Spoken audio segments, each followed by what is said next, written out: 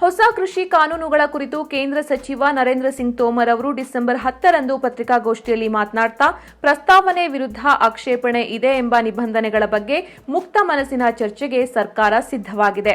ಸರ್ಕಾರವು ಮಂಡಿ ಸಂಕೋಲೆಗಳಿಂದ ರೈತರನ್ನ ಸ್ವತಂತ್ರಗೊಳಿಸಲು ಬಯಸಿದೆ. ಇದರಿಂದಾಗಿ ಅವರು ತಮ್ಮ ಉತ್ಪನ್ನಗಳನ್ನು ಎಲ್ಲಿಯಾದರೂ ಯಾರಿಗಾದರೂ ತಮ್ಮ ಸ್ವಂತ ಬೆಲೆಗೆ ಮಂಡಿಯ ವ್ಯಾಪ್ತಿಯಿಂದ ಹೊರಗಡೆ ಮಾರಾಟ ಮಾಡಬಹುದು ಅಂತ ಹೇಳಿದ್ರು. ನಾವು ರೈತರಿಗೆ ಪ್ರಸ್ತಾವನೆಯನ್ನ ಕಳಿಸಿದ್ದೇವೆ, ಆದರೆ ಅವರು ಕಾನೂನುಗಳನ್ನು ರದ್ದುಗೊಳಿಸಬೇಕು ಅಂತ ಹೇಳಿದ್ದಾರೆ. ಪ್ರಸ್ತಾವನೆಯ ಬಗ್ಗೆ ಆಕ್ಷೇಪಣೆ ಇರುವ ನಿಬಂಧನೆಗಳ ಬಗ್ಗೆ ಮುಕ್ತ ಮನಸ್ಸಿನ ಚರ್ಚೆಗೆ ಸರ್ಕಾರ ಸಿದ್ಧವಾಗಿದೆ ಎಂಬುದು ನಮ್ಮ ನಿಲುವಾಗಿದೆ. ಕಾನೂನುಗಳು ಎಪಿಎಂಸಿ ಅಥವಾ ಎಂಎಸ್ಪಿ ಮೇಲೆ ಯಾವುದೇ ರೀತಿಯಾದಂತಹ ಪರಿಣಾಮ ಬೀರೋದಿಲ್ಲ. ಇದನ್ನು ನಾವು ರೈತರಿಗೆ ವಿವರಿಸುವ ಪ್ರಯತ್ನಿಸಿದ್ದೇವೆ.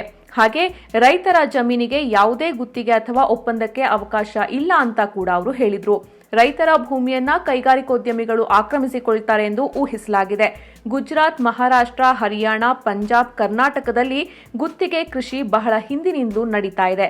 ಆದರೆ ಅಂತಹ ಅನುಭವ ಎಂದಿಗೂ ಇರಲಿಲ್ಲ. ಆದರೂ ಈ ಕಾನೂನುಗಳ ಅಡಿಯಲ್ಲಿ ಒಪ್ಪಂದವು ಸಂಸ್ಕಾರಗಳು ಮತ್ತು ರೈತರ ಉತ್ಪನ್ನಗಳ ನಡುವೆ ಮಾತ್ರ ಇರುತ್ತೆ ಎಂದು ನಾವು ಈಗಾಗಲೇ ಕಾಯ್ದೆಯಲ್ಲಿ ಅವಕಾಶವನ್ನ ನೀಡಿದ್ದೇವೆ. ರೈತರ ಜಮೀನಿನ ಮೇಲೆ ಯಾವುದೇ ಗುತ್ತಿಗೆ ಅಥವಾ ಒಪ್ಪಂದಕ್ಕೆ ಅವಕಾಶ ಇಲ್ಲ ಅಂತ ಸ್ಪಷ್ಟಪಡಿಸಿದ್ದಾರೆ.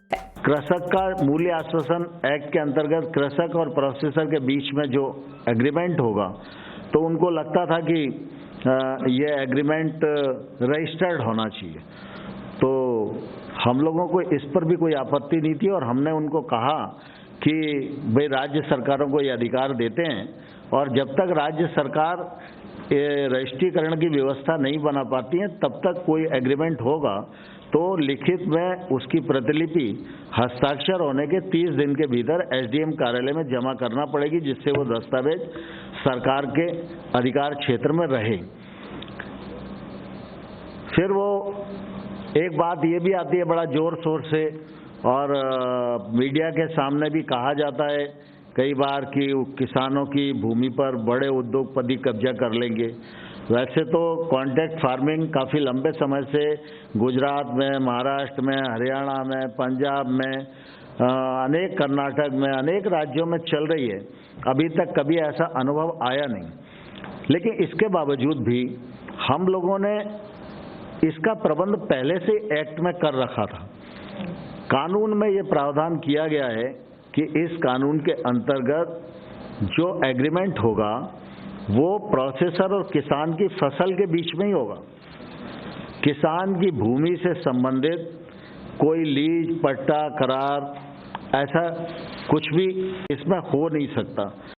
ये कानून आए तो इन कानूनों के माध्यम से सरकार की ये कोशिश थी कि किसान मंडी की जंजीरों से मुक्त हो और मंडी की परिधि के बाहर वह अपना माल किसी को भी कहीं भी और अपनी मनचाही कीमत पर बेचने के लिए स्वतंत्र हो, ये कानून में प्रावधान किया गया।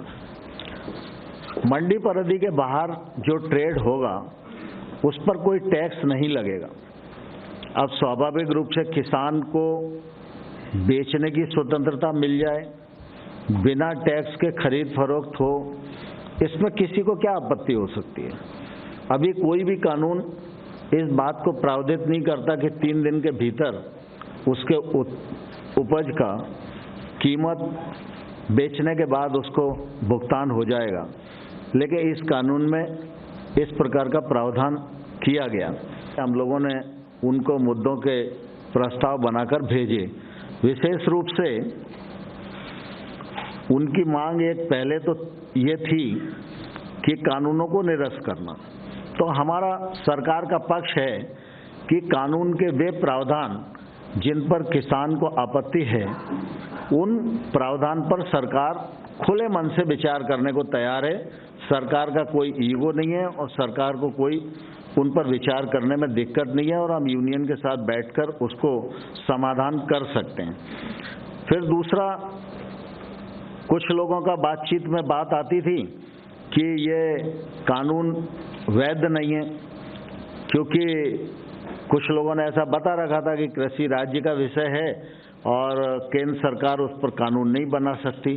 तो हम लोगों ने उनको बैठक में भी संतुष्ट करने की कोशिश की और हमने कहा कि केंद्र सरकार को ट्रेड के लिए कानून बनाने का अधिकार है और हमने ट्रेड से संबंधित ही अपने कानून को सीमित रखा है और एपीएमसी इस कानून से कहीं भी प्रभावित नहीं होती, एमएसपी भी कहीं भी प्रभावित नहीं होती और ये सब उनको बताने की कोशिश की और फिर उनको हमने ये लिखकर भेजा कि केंद्र सरकार को किन किन कानूनों के अंतर्गत कानून बनाने का अधिकार है।